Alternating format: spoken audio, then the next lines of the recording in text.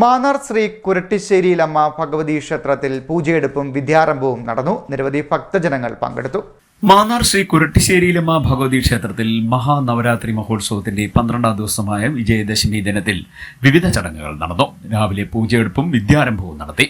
ചൈതന്യയിൽ doctor Balakrishna Pillai കുരുന്നുകൾക്ക് അറിവിന്റെ ആദ്യാക്ഷരം പകർന്നു നൽകി. തുടർന്ന് തന്ത്രി പൂത്തില്ലത്ത് നാരായണൻ നമ്പൂതിരിയുടെ നേതൃത്വത്തിൽ മഹാസ്വാരസ്വത ഹോമവും നടന്നു. നിരവധി ഭക്തജനങ്ങൾ പങ്കെടുത്തു.